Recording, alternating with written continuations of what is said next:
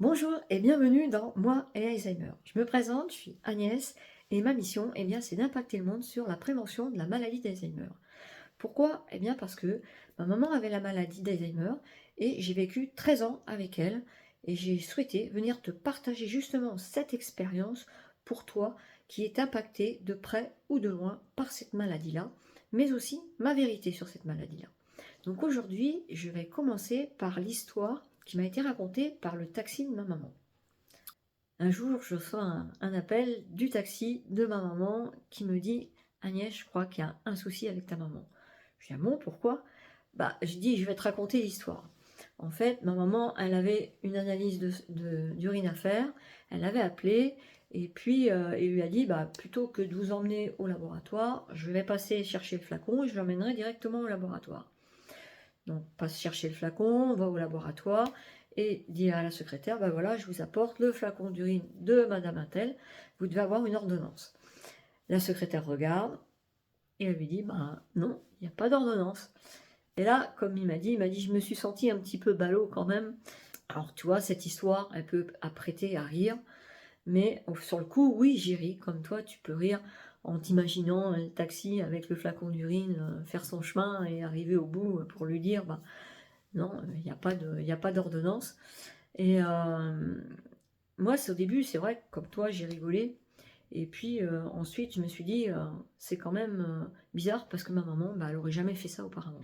Et j'ai été faire un feedback un petit peu de tout ce qui était arrivé ces dernières semaines, ces derniers mois avec ma maman, où je m'apercevais qu'elle oubliait des rendez-vous, elle savait plus trop à quelle heure on était, dans ses heures de repas, tu vois, parce que quand elle me disait: oh tu m'appelles, je suis en train de manger, tu vois, il était 18 h. Alors tu vas me dire: c'est pas trop grave, mais d'habitude elle mangeait beaucoup plus tard, tu vois.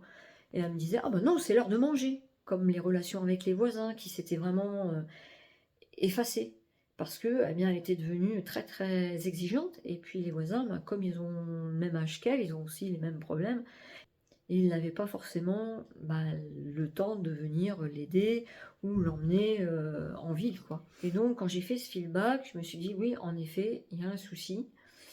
Et je suis descendue chez ma maman, parce que ma maman, elle habite loin de chez moi, et quand tu es au téléphone, c'est pas pareil, tu vois.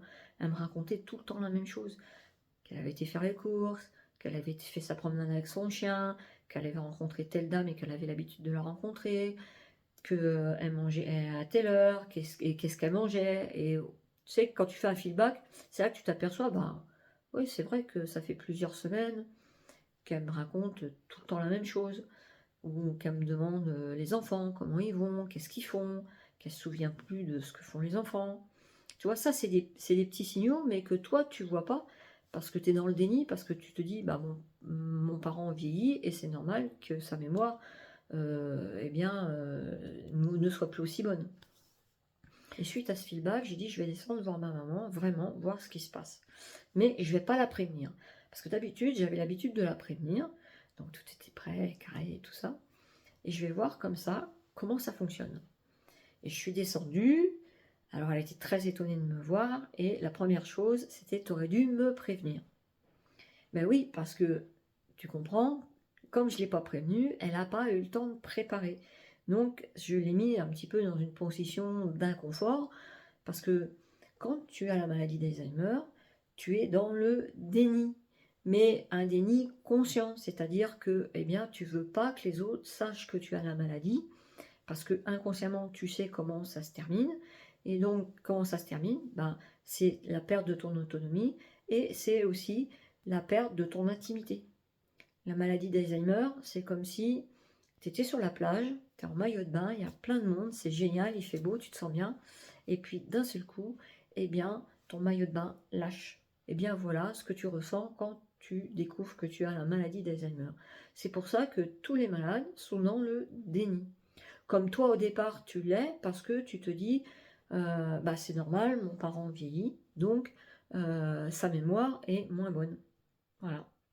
Mais non, c'est pas normal, c'est pas parce que tu vieillis que tu dois avoir une moins bonne mémoire.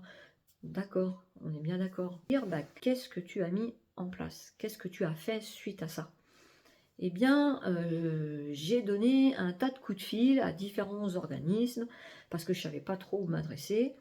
Et je suis arrivée dans un foyer d'accueil de jour pour Alzheimer. Et là, la personne me dit: «Oui, effectivement, on a de la place, mais il faut que votre maman, eh bien, soit déclarée Alzheimer pour qu'on puisse l'accueillir». Et suite à ça, eh bien, j'ai appelé une assistante sociale. Et l'assistante sociale m'a dit: «Effectivement, vous avez bien fait de vous adresser à moi, on peut mettre un dossier en place, comme ça, il y a certainement une partie des frais qui sont pris en charge». Donc j'ai dit: «OK, comment on fait?» Eh bien, il faut qu'une personne spécialisée vienne, examiner votre maman, donc une gériatre.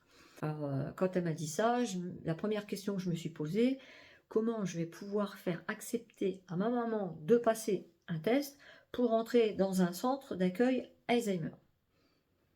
Pourquoi c'est compliqué? Parce que ma maman est dans le déni, donc elle pense ne pas avoir la maladie d'Alzheimer, même si elle le sait au fond d'elle, mais elle te fait croire qu'elle ne l'a pas. Donc c'est difficile de faire comprendre à quelqu'un qu'elle a besoin d'aller dans ce centre-là pour maintenir sa mémoire, alors qu'elle pense qu'elle n'en a pas besoin, tu vois? Et puis, c'est aussi avouer une faute, tu sais? C'est comme un gamin, quand il fait une faute, qu'est-ce qu'il fait? Bah, il met tout sur le tapis pour se dire: «Bon, bah, comme ça, je ne me ferai pas gronder». Et bah, là, c'est un petit peu pareil. Non, non, tout va bien, tu vois bien, je me débrouille bien, je vais chez le médecin, il dit que je suis en super forme, j'arrive à faire mes courses toute seule. Bon, le ménage, il y avait déjà quelqu'un qui venait, l'aider, mais voilà, elle me montrait qu'elle était capable de faire toute seule, donc c'était un peu compliqué. Donc j'ai trouvé une parade, c'est parce que quand on échangeait ensemble, elle me disait souvent, «Oh, je suis toute seule, qu'est-ce que je m'ennuie. Ah bah, les journées, elles sont longues, hein, tu peux pas savoir, hein, parce que, être toute seule, c'est pas marrant». Eh bien, j'ai joué sur ce biais-là. En fait, je lui ai dit: «Bah, ça te plairait de faire des activités, dans la journée pour t'occuper, pour pouvoir échanger avec d'autres personnes? Comme ça, bah, tu te trouverais pas toute seule». Alors au début, c'était le problème du chien, parce qu'elle disait: «Bah oui, mais il y a mon chien, je veux pas qu'il reste tout seul toute la journée», et cetera, et cetera. Et puis quand j'ai résolu le problème du chien et que je l'ai rassurée, eh bien, j'ai réussi, en fait, à lui faire accepter d'aller dans ce foyer-là. Donc une fois que ça s'était fait, j'ai pris rendez-vous avec la gériatre, parce que je lui expliquais que bien, elle pouvait avoir des aides et que quelqu'un allait venir pour voir comment mettre en place ces aides-là. Donc elle a accepté. Et, mais avant, j'avais appelé justement la gériatre pour lui demander comment ça se passait le rendez-vous. Et moi, elle me dit: «C'est simple, j'ai un questionnaire et puis en 15 minutes, je sais si votre maman sera Alzheimer ou pas». Et je lui dis: bah là, vous allez avoir un problème parce que je pense, alors c'est mon avis, vous faites ce que vous voulez, mais ma maman est dans le déni, et un déni très très fort. Donc je pense que 15 minutes ne seront pas suffisantes. J'y fais bien attention. Et effectivement, parce qu'après le rendez-vous, cette personne-là m'a rappelé et elle m'a dit: «Bah, là, je suis sur le cul parce que votre maman, bah, nous joue bien la comédie». Parce qu'au bout d'un quart, elle a dit: «Heureusement que vous m'aviez prévenu, parce qu'au bout d'un quart d'heure, eh bien, j'aurais jamais su que votre maman avait la maladie d'Alzheimer». Comme quoi, les gens sont vraiment dans le déni.